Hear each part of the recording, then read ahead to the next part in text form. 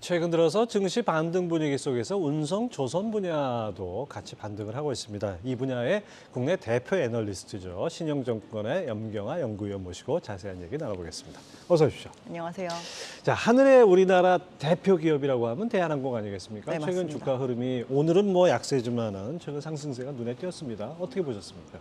일단 한 두 가지 정도의 이제 상승 요인이 있었는데요.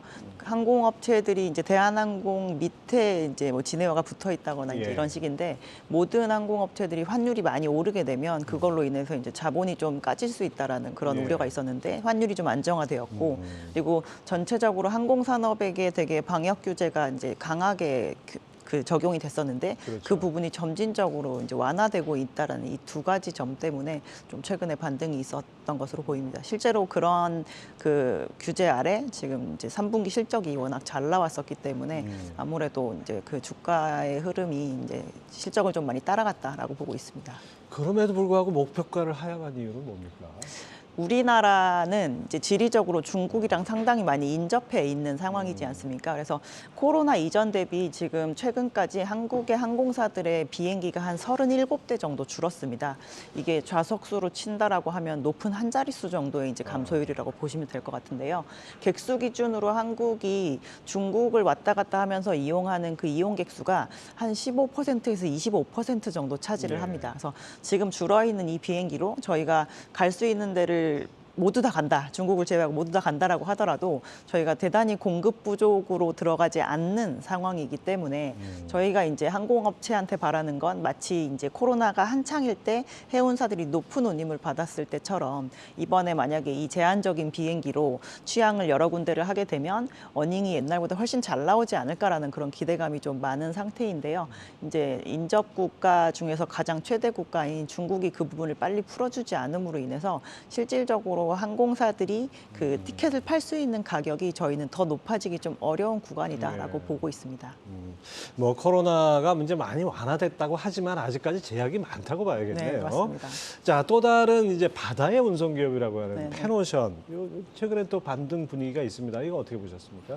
저희는 원자재 그리고 오일앤가스에 노출되어 있는 그런 운송업체들 같은 경우는 조금 프리미엄을 이어갈 것으로 보고 있고요. 네. 지금 전체적으로 운송이라는 산업이 사실 코로나 기간 동안 가장 좋았던 산업 중에 하나입니다. 어닝도 많이 벌고 그렇죠. 운임 프리미엄이 대단히 많이 붙고 근데 이제 원점으로 돌아가고 있는 상황이니까 저희가 그 운임에 주던 그 프리미엄이 점점 없어지고 있는 상황인데 이 여러 화주군에 따라서 조금 다른 측면이 있어요. 네. 저희가 소비재, 뭐 서비스재와 이런 거에 대해서는 주고 있던 그 프리미엄이 좀 사라지는 상황이고 오히려 원자재와 같은 그런 필수적으로 필요한 자재들에 대해서는 이미 한 1년 동안 그 수요가 좀 줄었었거든요. 그렇죠. 그래서 그 시간을 다 보내고 다시 수요가 좀 재차 늘 수 있는 구간인데 저희가 그 시기 동안 벌었던 돈을 또 무리스럽게 선박에 투자를 하지 않은 영역 중에 하나가 이런 원자재 쪽 수송을 하는 예. 이제 운송업체들입니다. 그래서 내년에 저희가 경기가 좀 다시 살아나고 중국이 이제 재차 좀 제조업에 대해서 이제 드라이브를 걸기 시작을 한다면 지금 상황에서 저희가 더 운임이 조정받거나 그리고 해운업체들이 가지고 있는 체력이 더 떨어지거나 이럴 여지가 없기 때문에 저희는 반등 추세가 좀 이어질 수 있다라고 보고 있습니다. 네. 반면에 H&M은 반등이 쉽지 않은 구간으로 이렇게 보고 계시던데요. 네네. 그 이유는 뭡니까? 이 컨테이너 쪽 같은 경우는 저희가 선진국의 부동산 경기가 일단 상당히 중요한데요. 예. 기본적으로 화물을 차지하는 비중에서 가장 높은 비중을 차지하는 게 하우징 화물이기 때문입니다. 근데 저희 케이스 실러 지수 이제 2달 연속 빠진 걸로 저희가 기록을 하고 있고 미국이 잘 버티다가 그러니까 2020년 하반기부터 21년 상반기까지 대단히 컨테이너 물동량이 많이 늘고 네. 지난 1년간은 거의 보합 수준이었거든요. 증가율 기준으로. 근데 이제 이렇게 뭐 주택 신규 착공에 들어가는 부분이 조금 줄어든다거나 아니면 주택 매매량이 좀 줄어들면서 22년 하반기부터 이제 막 컨테이너 화물이 줄기 시작을 했습니다. 그래서 저희가 과거에도 보면 이제 서프라임 모기지 때와 같이 그렇게 파급 효과가 좀 크지는 않겠지만 이 화물이 가장 정점으로 많이 줄어들 때쯤에 바닥을 잡게 되는데요. 그런 측면에 있어서는 아직 확인해야 될 바닥 지표가 좀 더 많이 남아 있다라고 보고 있습니다. 예, 원자재 벌크 위주의 페노션과 컨테이너 위주의 H&M이 좀 차이가 있군요. 네. 그럼 H&M의 주가 회복을 위해서는 어떤 전제 조건이 있어야 됩니까? 일단 아까 말씀드린 것처럼 이제 수요가 더 이상 줄지 않는 부분을 조금 확인해 줘야 될 필요가 있고요. 저희가 봤을 땐 내년 상반기 정도쯤에는 이제 그런 부분을 좀 확인할 수 있지 않을까 싶고, 실질적으로 이 컨테이너 운송 내에서 움직이는 모든 시장 참여자들이 좀 지금까지 너무 좋았었기 때문에 사실 네. 배를 전혀 조정을 안 하고 지나온 시간이거든요. 그래서 조금 차라리 업황이 조금 안 좋아져서 시장에서 지금까지 잉여로 남아있던 그런 선박이 조금 정리가 되는 그런 과정을 보여줘야 저희가 봤을 땐 좀 반등의 여지도 있지 않을까라고 보고 있습니다. 예, 최근 조선업 업황 중에서 원유 운반선이 탱커에 대한 탱커 수주 시장 전망을 놓고 의견이 엇갈리던데 위원님은 어떻게 보십니까? 저희는 2023년 가장 대장선종이 될 가능성이 높은 선박이 탱커라고 보고 있고요. 탱커는 필수적으로 저희가 이제 오일을 나르는 그런 역할을 하기 때문에 전 세계적으로 가장 많은 화물량을 나르는 선박에 해당이 그렇죠. 돼서 업황이 안 좋건 좋건 상관없이 조금 통상적으로 이렇게 항상 조선업체들이 일정량을 수주를 하는 그런 측면이 있는데요. 생각을 해보시면 코로나 기간 동안 가장 필요 없는 화물이 기름이잖아요. 저희가 비행기가 안 뜨고 그렇죠. 뭐 공장도 막 락다운에 들어가고 하니까. 집콕을 했으니까 또 자동차도 많이 예. 안 굴렸고. 그래서 2019년 정도 수준의 화물량을 회복하지 못한 유일한 분야가 이 오일 쪽입니다.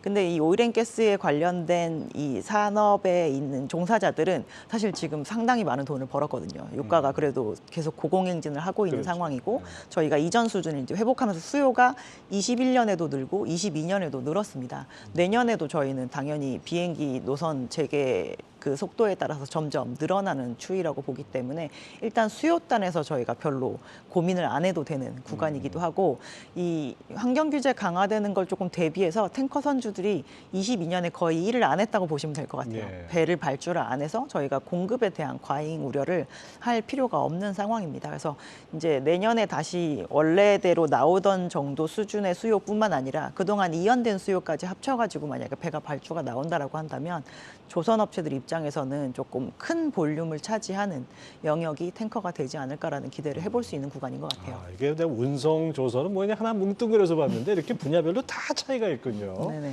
자, 그 조선업으로 이제 어떻게 보면 온기가 확산된다 이렇게 볼 수가 있는데 글로벌 선박 수주 1위가 10월달에 중국으로 바뀌었어요. 네. 우리나라 조선업 현황은 어떻습니까? 그 궁극적으로 내년에 조선업이 살아났다라는 지표가 나타나려면 제가 봤을 땐 중국이 1등인 상황이 조금 오래 지속돼야 된다라고 네. 보고 있습니다. 왜냐하면 전체적으로 만드는 단순 양은 중국이 지금 더 생산 능력이 높거든요. 네. 그래서 저희가 이렇게 그 우리나라가 주로 건조하는 배들만 발주가 나옴으로 인해서 수주 점유율이 1등을 하는 건 사실 시장의 사이즈는 별로 커지지 않는다는 걸 의미하기 때문에 저희가 봤을 때 조선이 확장세를 보이면서 개선이 되고 있다라는 신호를 보기는 어렵고, 이제 지역적으로 우리나라가 잘하는 선박이 나올 때 좀 좋았었다라는 것이고요. 국내 업체들은 사실 지금 올해 목표로 했던 수주를 거의 다 한 상황이라서 네. 지금 수주를 이제 양적으로 많이 받고자 하는 니즈가 그렇게 남아있지는 않은 상황입니다. 그래서 가격을 많이 지키고 이제 그런 상황에서 내년에 발주가 나와준다라고 한다면 아마 국내 업체들이 이제 생산 능력만큼 이상의 그 수주를 지속하면서 내년에도 한 2등 정도의 위치를 유지하지 않을까라고 보고 있습니다. 한국 조선해양이 뭐 실적이 좋으니까 뭐 한국 조선업 회복의 종합 선물 세트라는 표현도 쓰셨던데요. 설명 좀 부탁드립니다. 일단 사업회사 3개를 가지고 있지 않습니까? 그래서 저희가 이제 5만 톤 정도 되는 그런 오일 탱커를 거의 독보적으로 수주를 하는 현대미포조선이라는 회사가 있고, 그리고 대형선이 이번에 턴어라운드를 할 때 좀 수주를 하는 성과가 상당히 좋았던 대형 조선업체가 현대사무중공업이고요. 예. 그리고 현대중공업 같은 경우는 이 선박용 엔진을 내재적으로 하고 있는 그런 회사이기 때문에 조선업체의 회복뿐만 아니라 조선 기자재의 회복까지 같이 누릴 수 있는 그런 측면이 있습니다. 그래서 이 모든 회사들의 지분을 가지고 있는 회사이기 때문에 사업회사의 회복이 결국에는 중간지주 회사로 올라갈 수 있다라는 측면에서 저희는 그런 표현을 좀 사용하게 되었습니다. 자, 연말까지 조선은 운송업종 투자 전략 어떻게 가져가야 될까요? 일단 아까 말씀드린 것처럼 운송업은 코로나 때 상당히 좋았던 업종입니다. 그래서 이제 옥석 가리기를 좀 하셔야 될 것 네. 같고요. 내년에도 공급 부담 없고 여전히 운송 프리미엄을 받을 수 있는 업체라고 한다면 가져가시는 게 낫다. 그래서 저희는 페노션 정도만 이제 그런 영역에 들어있다라고 보고 있는 상태이고요. 조선은 21년에는 수주가 좋았고 올해는 처음으로 이제 흑자 전환하는 기업이 일부 나타나기 시작을 했고 내년에는 상장 조선사들이 다 흑전을 하게 됩니다. 그래서 이제 실적이 좋아지는 거에 대한 부분과 그리고 내년 하반기에 다시 이제 수주가 좀 살아나게 되는 그 부분이 겹치는 거를 확인하실 때까지 굳이 비중을 줄이실 필요는 없을 것으로 보고 있습니다. 예. 자, 뭐 이렇게 조선이 뭐 전반적으로 이제 이 상황이 좋아지면은 그 담당 애널리스트로는 상당히 좀 즐거운 느낌이 드실 것 같습니다. 자, 지금까지 신영증권 엄경화 연구위원 함께했습니다. 감사합니다. 감사합니다.